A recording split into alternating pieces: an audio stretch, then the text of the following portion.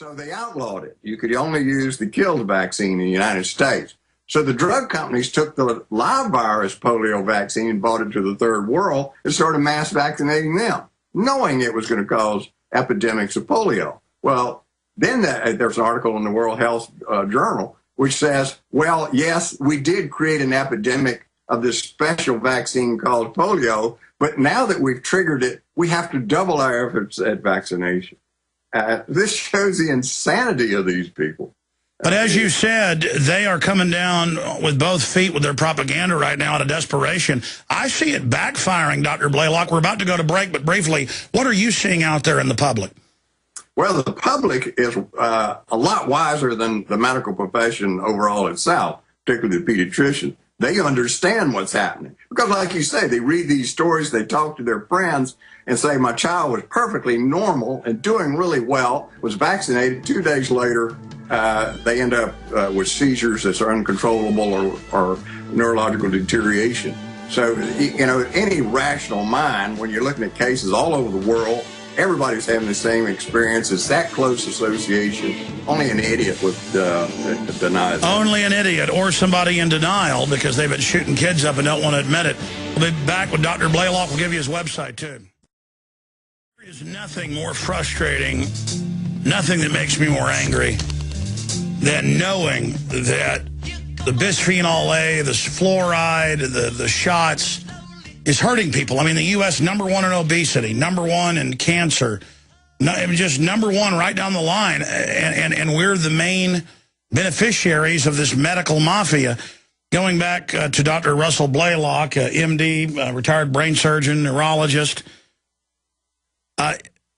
We've only got this short segment, one more little segment with you, Dr. Blaylock, and there's so much, obviously, to talk about. But anything else you think you should add on vaccines before we get some into fluoride? Well, the really frightening thing about the vaccines is that these people know that they're endangered, so they're trying to push mandated vaccines in the states. That means you have no choice whatsoever. Well, a lot of the states that have mandated vaccines like HPV, the Gardasil, there's a lot of options opting out that's allowed. Well, there's some articles recently in JAMA, the journal of the AMA, which said we ought to get rid of the ability for these parents to opt out and these children should be forcibly vaccinated.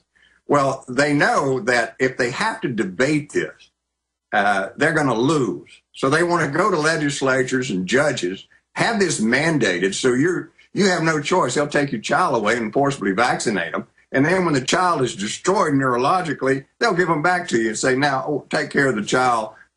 We don't think it had anything to do with the vaccine. Well, this is happening thousands of times, tens of thousands of times. And listen, I was talking to this nurse and others. A lot of times when they make you get it and then now you're in a wheelchair, they don't even want to see you. It's like you don't even exist. They take no responsibility. Exactly. And the doctors say there's no way that could be connected to the vaccine when there's a very good mechanism. You can do this in experimental animals.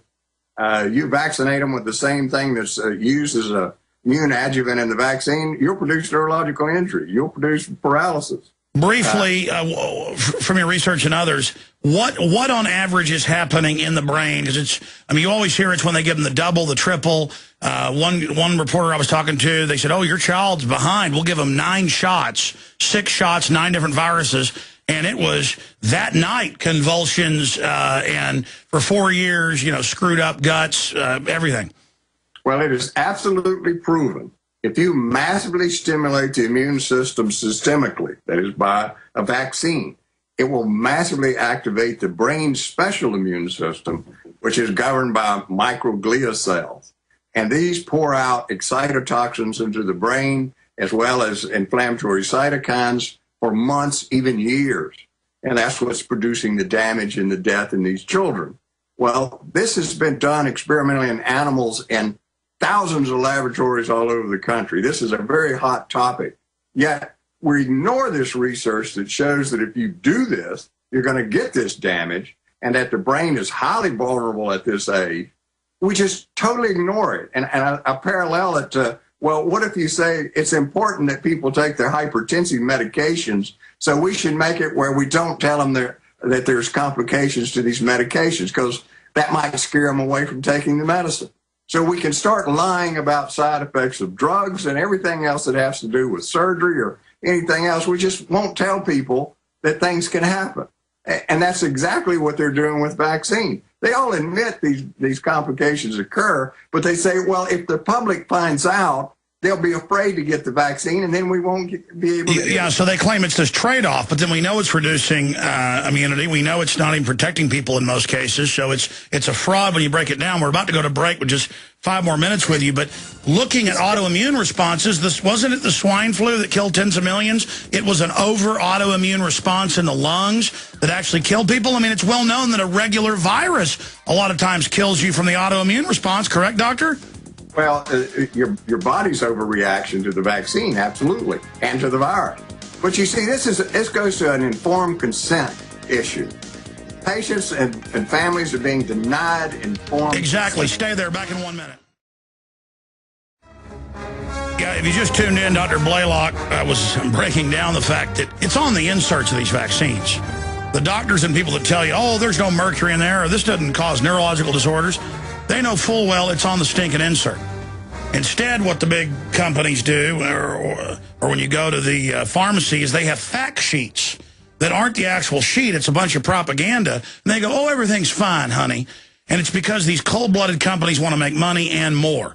They want to set the precedent to basically carry out eugenics. In the 4 minutes we've got left with Dr. Blaylock, then we're coming back with your calls and a bunch of big news here on this Wednesday edition. You'd sent us a note, and we always appreciate being updated. We posted an article at Infowars.com titled, Fluoride Linked to #1 Cause of Death in New Research, that being heart attacks right ahead of cancer. We know it's linked to cancer, too. That's been admitted. And then you explained a subtlety in the article, the specific connection of fluoride to plaques in the arteries, and where the author may have misunderstood the scientific research. Dr. Blaylock, break that down for us. Yeah, the article was misinterpreted. This is an area of research in which you're trying to find ways to scan people to see how much calcification they have in their coronary arteries, because we know that's strongly correlated to death from heart attack. So they found that you can radio label fluoride. Now, you put a radioactive tag on the fluoride, inject it in the person, and it'll accumulate in these calcified plaques, and so you can see them.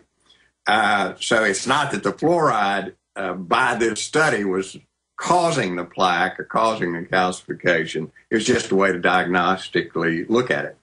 Now, taking it further, looking at the research that really connects the two, what we see is that fluoride avidly attaches to calcium and cells that make calcium. So when you look at fluorosis, for instance, the spine will become so calcified, so many bone spurs on it, it'll crush the spinal cord, and a person can become paraplegic.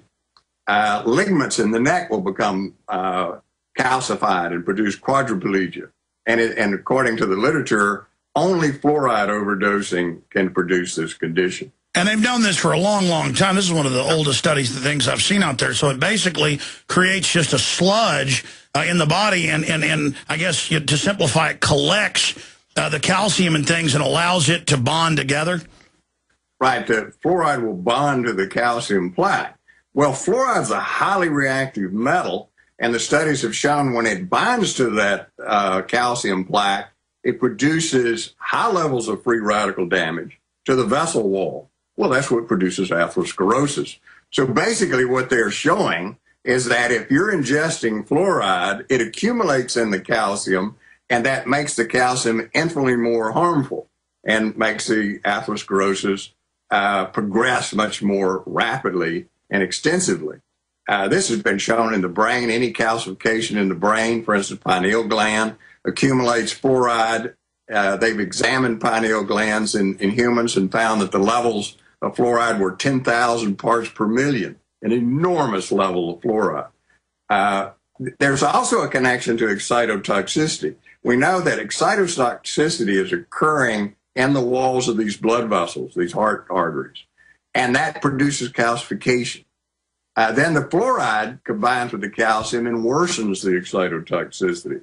I serve on the editorial board of the journal Fluoride, which is the only journal that deals with fluoride research in the world. It's the the International Fluoride Research Society. I tell you what, Dr. Blaylock, we were intending to have you go right now, but you've got to come back. I want you to finish this thought for just 2 minutes on the other side, and then we'll also, for the full audience, give people the websites, BlaylockWellnessCenter.com, invaluable information, BlaylockWellnessCenter.com, and RussellBlaylockMD.com. But I want you to be able to finish this thought, because this really is a true public service announcement. The system has known forever that fluoride calcifies in the bones, the joints, the arteries, everywhere. If you believe in this information and want to support its viral spread, go to the InfoWars store at InfoWars.com. We've got the new G.I. Joe InfoWars T-shirts. We've got the incredible ProPure gravity-fed filters available at InfoWars.com in the store. We've got a new DVD, Scientists Under Attack, the Don't Tread on Me flag. We've got all sorts of different bumper stickers to help spread the rebellion virally. It's all there. Wristbands, citizen rule books in every order. Order online at Infowars.com today. The water filters, the canteens. It's all there. Infowars.com. Our efforts at vaccination. This shows the insanity of these people. But as you said, they are coming down with both feet with their propaganda right now out of desperation. I see it backfiring, Dr. Blaylock. We're about to go to break, but briefly, what are you seeing out there in the public? Well, the public is a lot wiser than the medical profession overall itself, particularly the pediatricians. They understand what's happening. Because like you say, they read these stories, they talk to their friends and say, my child was perfectly normal and doing really well, was vaccinated. 2 days later, they end up with seizures that are uncontrollable or neurological deterioration. So, you know, any rational mind, when you're looking at cases all over the world, it was going to cause epidemics of polio. Well, then there's an article in the World Health Journal which says, well, yes, we did create an epidemic of this special vaccine called polio, but now that we've triggered it, we have to double. So they outlawed it. You could only use the killed vaccine in the United States. So the drug companies took the live virus polio vaccine and brought it to the third world and started mass vaccinating them, knowing